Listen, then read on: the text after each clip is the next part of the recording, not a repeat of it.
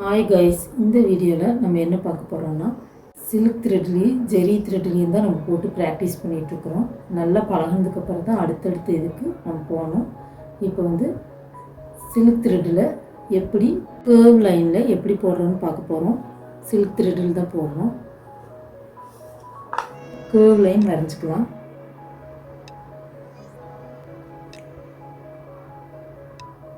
இந்த மாதிரி லைன் போட்டுட்டு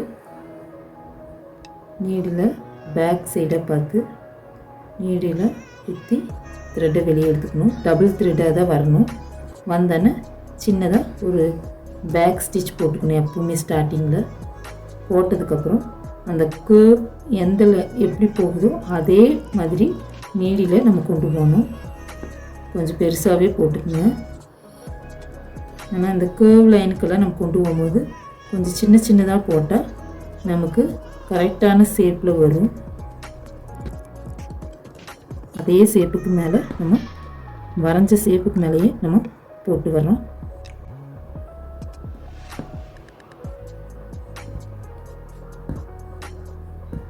நம்ம ப்ராக்டிஸ் பண்ண நமக்கு ஷேப்பில் போட கரெக்டாக வந்துடும்.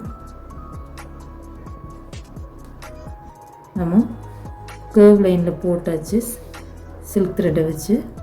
இப்போ நம்ம நாட்டுக்கு பதில் நான் சொல்லி கொடுத்த மாதிரி த்ரெட்டை கட் பண்ணிவிட்டு கீழே இருக்கிற அடியில் இருக்கிற த்ரெட்டை இழுத்துட்டோன்னா நமக்கு இந்த நாட்டு அவிழ்ந்து போகாது.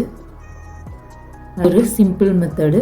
அடுத்தது ஜிக்ஸாக்ல எப்படி ஜெரி த்ரெட்டை வச்சு நம்ம போடுறோன்னு பார்க்கலாம்.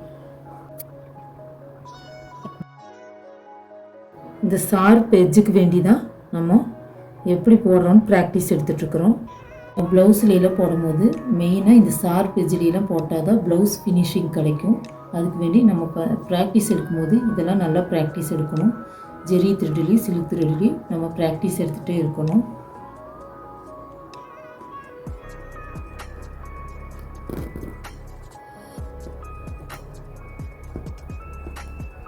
ஃபஸ்ட்டு நம்ம இதேமாதிரி செயின் ஸ்டிச்சு போட்டுகிட்டே வரணும். ஷார்ப் எட்ஜுக்கு வரும்போது நம்ம கொஞ்சம் சின்னதாக செயின் ஸ்டிச்சை போடணும். போட்டதுக்கப்புறம் திருப்பும் போது நம்ம ஷார்ப் எட்ஜ்லேருந்து இந்த ஜிக்ஸாக் இதில் இந்த கோட்டில் திருப்பும் போது அந்த இடத்துலையும் நம்ம சின்னதாக ஒரு செயின் ஸ்டிச் தான் போடணும். ரொம்ப சின்னதாக இருக்கணும். அப்போ தான் இந்த ஷார்ப் எட்ஜு நமக்கு கரெக்டாக வரும். போட்டாச்சு. அதே மாதிரி நம்ம கீழே கொண்டு வந்து செயின் ஸ்டிச் போட்டதுக்கப்புறம் அந்த ஷார்ப் எட்ஜுக்கிட்ட வரும்போது நம்ம சின்ன செயின் ஸ்டிச்சாக போடணும். போட்டதுக்கப்புறம் அந்த திருப்புற இடத்துலையும் நம்ம ரொம்ப சின்ன செயின் ஸ்டிச்சாக போடணும்.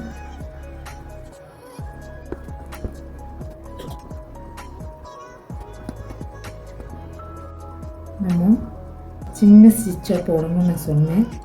சப்போஸ் நம்ம அப்படி போடாமல் பெருசாக போட்டு வந்தோன்னா என்ன ஆகும்னு பார்க்கலாம்.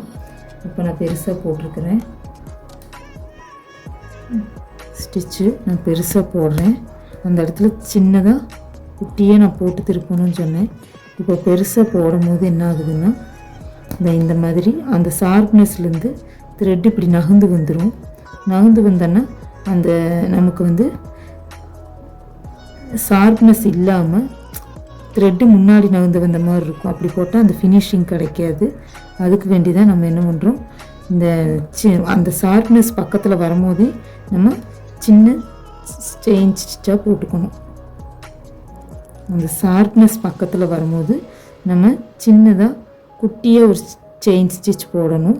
அதுவும் அந்த த்ரெட்டு பக்கத்துலேயே ஒட்டி போடணும். ஒட்டி போடும்போது தான் நமக்கு அந்த ஷார்ப்னஸ் கிடைக்கும். இந்த மாதிரி போடணும். ரெண்டாவது நான் சொல்கிறேன், பெரிய ஸ்டிச்சாக போட்டு நம்ம இப்படி திருப்பும் போது இந்த மாதிரி இந்த ஷார்ப்னஸ் இல்லாமல் த்ரெட் இப்படி நகர்ந்துடும். இந்த நகராமல் இருக்கணும்னா நம்ம என்ன பண்ணணும்னா ஸ்டார்டிங் நம்ம போட்டு வரும்போது என்ன பண்ணணும், அந்த இடத்துலேருந்தே சின்ன செயின் ஸ்டிச்சாக போடணும். அது த்ரெட்டை ஒட்டி ஷார்ப்னஸில் போட்டு அதுக்கு பக்கத்துலேயே ஒட்டி திருப்பும் போது ஒரு குட்டி செயின் ஸ்டிச் போட்டு நம்ம நார்மலாக போடுற மாதிரியே நம்ம போட்டு வரணும். அப்போது அந்த ஷார்ப்னஸ்ஸு நமக்கு கிடைக்கும். இப்போ நம்ம 2 இதுலேயும் நம்ம எப்படி போடுறோன்னு